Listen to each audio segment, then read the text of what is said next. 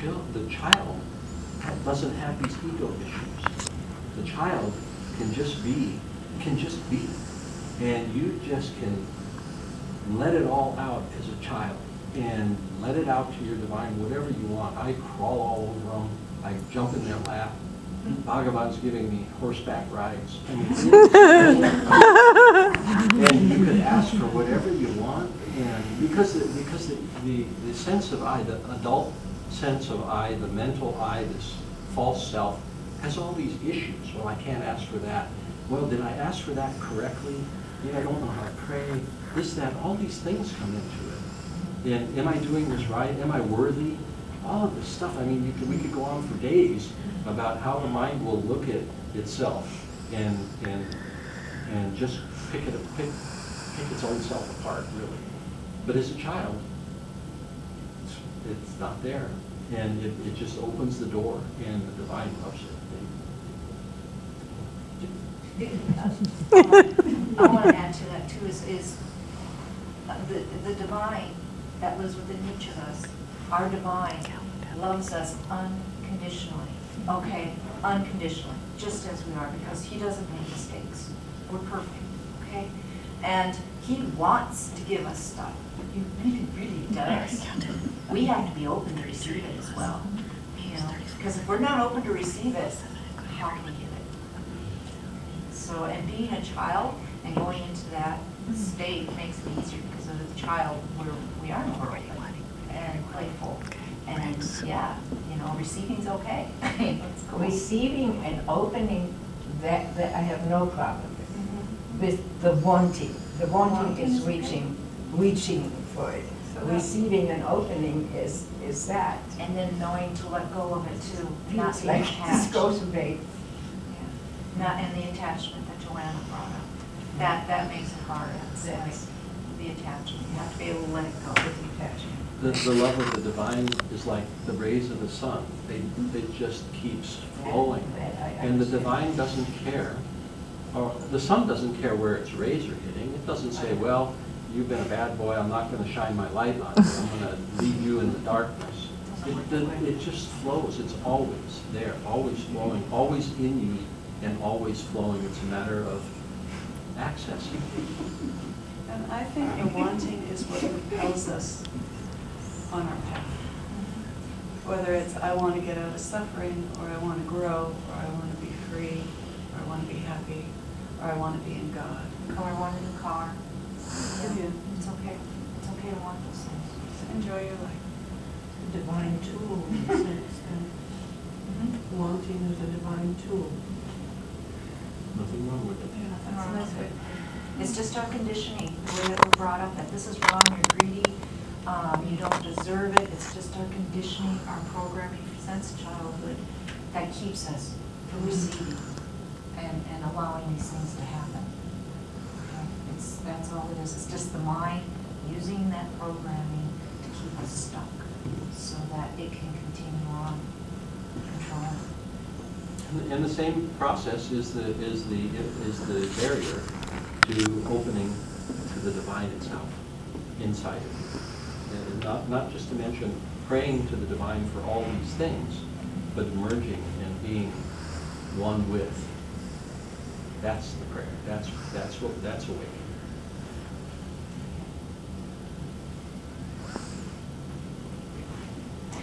So let's see, I want to just, first of all, thank you for being here to share with us. This is great. I want to make sure I heard something correctly, and then I have a question. So the first piece is, what I think I understand you to say is that, so for myself, I've had some very potent awakening moments, but then there's definitely a feeling of sort of falling back into an ego attachment. And so what I think I heard was the brain needs to have a level of its own developmental preparation for when that switch flips in the brain, the neurochemistry, whatever you call it. It's a permanent state.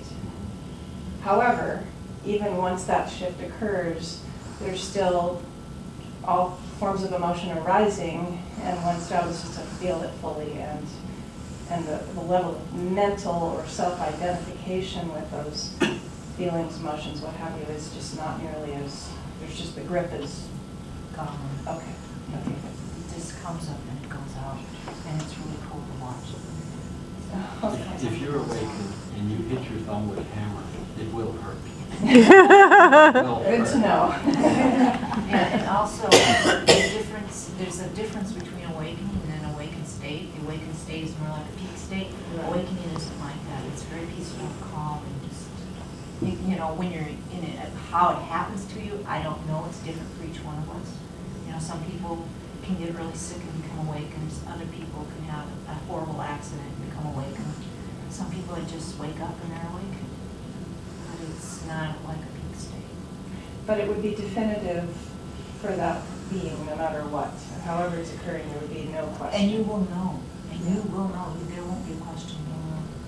See, the thing that I think you're getting to is you're still the same person, even though Shana may disagree with that. You're still the same person. I do not receive that. After you wake up, after you're awakened, all the personalities that you have, all of the programming and all of the education and the relationships, you're still somebody's son or husband or wife, all these things are still there. That doesn't change. What changes is the identification of the self as being mind and body versus the identification of the self as being something else in a different state of consciousness. Now, so the body and the mind will, and the programming will still result in you know, not liking tomato juice.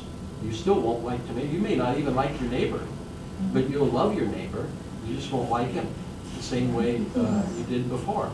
But when you see your neighbor and he starts doing things that would have aggravated you prior to your awakening, the aggravation isn't there. That's what goes. And this peace, and it leaves room for who you really are, which is peace, joy, unconditional love. That's who you are. That's what you will experience. Not constantly, always in the background, always there. It always seems to be there now, and it gets stronger as these charges continue to dissipate. Doesn't happen.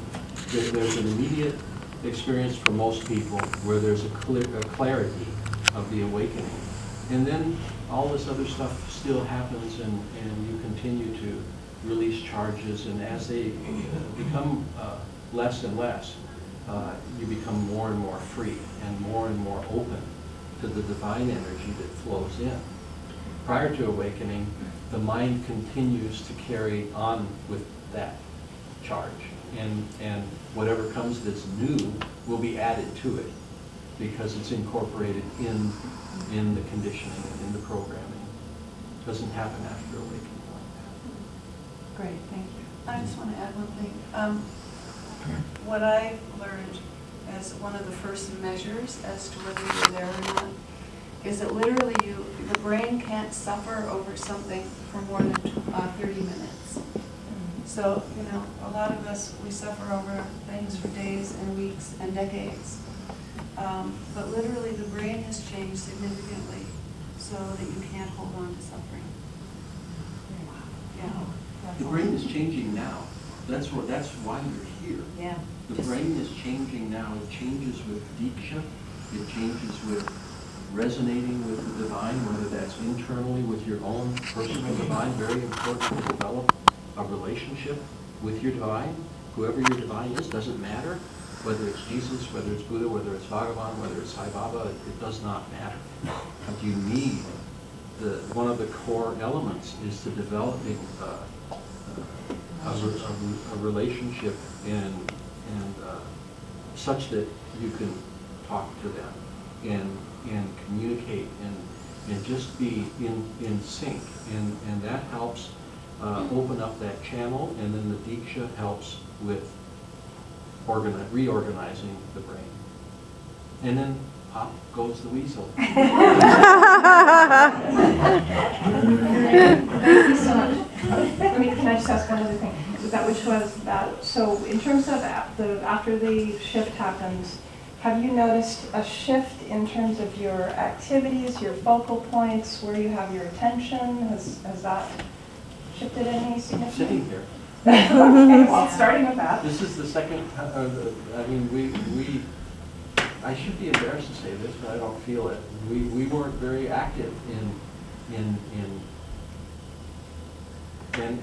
nor were we involved in doing a lot of activities. And now, that's all we can think of doing, is to share. Yeah. And we want everyone awakened now. Yay! Oh, sure. Just quickly.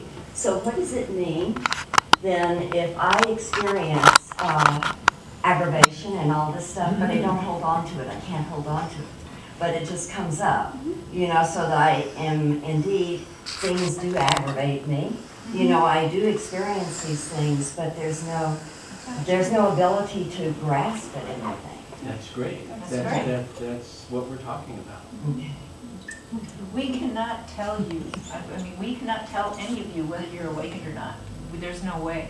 If you want to know whether you're awakened or not, if you don't believe yourself, because then you go to Oneness University and they will check for you. Like Johanna said, when she was awakened, and I felt it too, there was no need to have it confirmed, because we knew. But we needed the confirmation so that we could come here and help you guys out. You know? And in helping you, we're helping ourselves.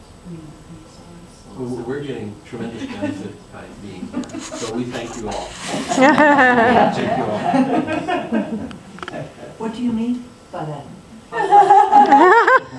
I mean that the energy that flows gets stronger and stronger. The divine energy that is in the room collectively. We're in with beautiful people in this room, and we feel it. And when we speak, and when we listen to you speak, and when we look at your faces, that connection. I'm trying to say where it is, but when that awakened area, you can't put it into words. It's just it just resonates. It resonates, and it gets really strong. And I hope you feel that too, but certainly we feel it, and we thank you for that. I was just curious. I think the explanation on the mental, what happens mentally it's beautiful, and thank you so much. I feel really excited about that area. I'm just curious on a sensual level, as far as your senses and like your relationship with Mother Nature, and I just yearn to be here in this body and playing and experiencing joy and delight and through all my senses. So I'm just curious on a sensual level, how has it changed for you?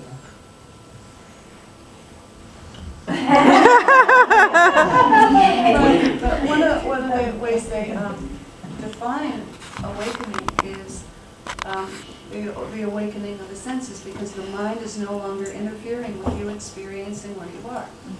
So, you know, if you're eating an orange, you're eating an orange. You're not having an argument with your mother or thinking about what you need to do next. So there's things are more vivid and more beautiful, and you're more present. It's like switching, getting used to watching an old grainy television set and then switching to HD TV. It's just like things just start popping. They're clearer.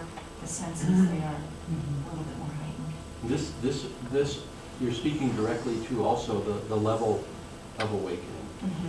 Oneness University has a scale that Kris referred to from 1 to 100, Christ being at 100, and other spiritual teachers like Krishnamurti in the 50s, and so. Yeah. You're saying he's in the 50s on the scale of 1 to 100? That's what we were told. So basically, what that scale is not whether or not you're awakened. It's the intensity of the experience of awakening, the intensity of the experiences that you're having. And that's why we are very thankful, because we grow, We get to grow we're growing with you in guys. that intensity level by being here with you and sharing your energy and receiving your energy and allowing the energy to flow through us, through you, back to us. That really is, that's our, what do I want to say? Yeah. It's a gift. That's what, yeah.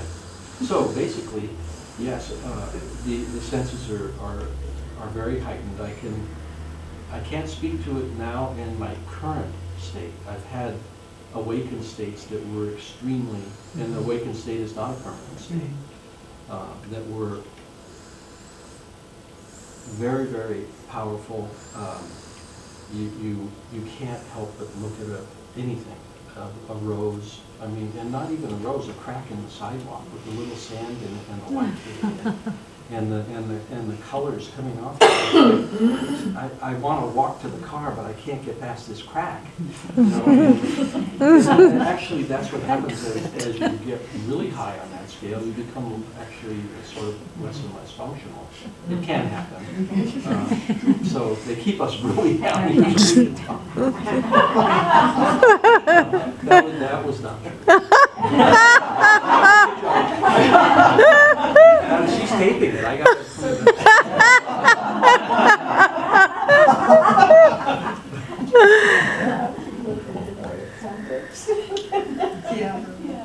We have time for 2 more questions. I saw a hand go up and get there. What is sleep time like? How has it changed for you? What was it like before awakening, and is there any change after awakening? I'm sleeping really good and soundly, and I don't need as much time, but there are times, and I think it's because I'm still processing, where I'll just crash out in the middle of the day. But then I also have traveling, jet lag. So, yeah, but it's pretty good when I sleep, I sleep. I wake up fairly early, 4:35, and I lay in bed, but I really get up fairly quickly after that. But there was an interesting thing that happened in the awakened state that I had, that I mentioned earlier, that was very, very powerful, and that was when I was sleeping, I was awake, and I was watching myself sleep and watching the dream. I was witnessing the dreams that I was having there. It was very weird, and I was. It's very strange. That's it. I was watching my body sleep, and I knew it was dreaming because I could see the dreams. Did you change the dream? Well, I didn't do that, but that only happened that one time, and it went away. That's when I was with him. And when we were at the university recently, when I'd sleep sometimes at night, I'd be sleeping, and my hand would go like this to do my, brush off my hair or something. And I'd be sleeping, and I saw this hand doing it, but it wasn't me, and it would do other things, and it's really, it's another state that I have not been able to sustain, but I have that over there with all that energy. I get those experiences. As you progress on that, as you progress on that scale, you stay awake 24 hours a day, 7 days a week. That's why they call it awake. You're actually awake, and it's not a matter of your body. Your body sleeps because it needs to sleep, and you dream because you need the dreams, I guess, and then you have waking state of consciousness. This other state of consciousness is beyond the body and beyond the mind, and its nature is consciousness. It's always awake. And its other nature is unconditional love, causeless joy, and absolute being, absolute bliss. How have you been sleeping, Johanna? I actually have had a really hard time sleeping most of my life. So what I notice is I'm sleeping better, and if I don't sleep, I'm not stressed about it. But in general, I'm sleeping better. And I still dream. The world's going on inside.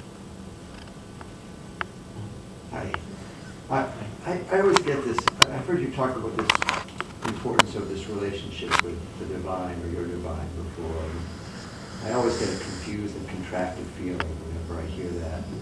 It's sort of like, you know, like I don't feel like, oh, I don't know what that is, or if you don't know what that is, like how do you develop that? And it reminds me of when I was young and I was around people in Christianity, and some of them said they had a personal relationship with Jesus. And I said, what the heck are they talking about? And so I don't really know what that is. I don't know if I just don't have a tendency for that. And there's another part to this question, but maybe you could just comment on that. Like if that's how you feel, where do you go from there? It develops. It's a process. You don't all of a sudden just have a relationship with the divine. You develop it. First, you have to make a connection. And from my personal experience, I was just like you. I actually really, when I was a child, loved Christ in Christianity and loved going to church. And then as I grew up, I started enjoying football, and the football games were on Sunday, and I had to make a decision. And I'm not proud of that, but that's what happened. And so my connection. Huh? I think it was a fine decision. Well, I thought so too for a while, but I can't say that now. But so the connection has to be made, and the first connection that I made in my mind and in my heart, that I would call the divine, I would summon the presence of the divine, and it would be there would be a presence, but it would be non-dynamic. It was not much, you know, but there was a connection that was made.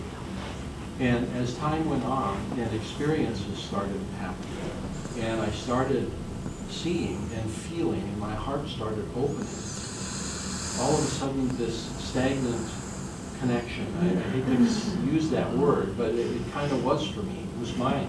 It's not the divine being stagnant, I was stagnant.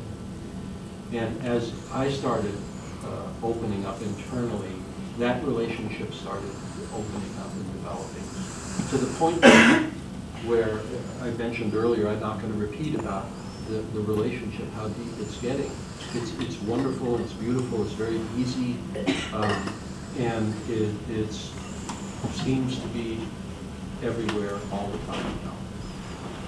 And then as time goes on, you develop a bond with the divine. And that bonding will take you to a higher level of consciousness, consciousness. But for now, those are the 3 steps: connection, developing the relationship, and then bonding. Can I add something before that? Before the connection, Bhagavan would say, inner integrity, admit to yourself right now, I don't have a connection.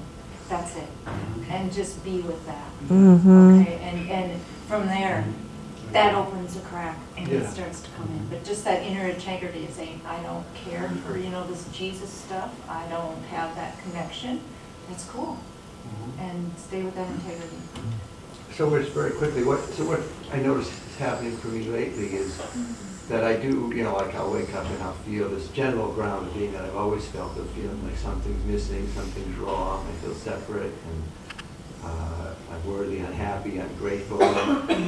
Lately something comes through that is just compassionate about that. It's like, it's from within, and it just wants to hold that, and it says, I love you just the way you are.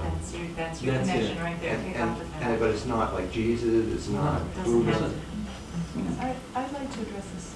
So I was raised Jewish, and Jewish for my family was more cultural.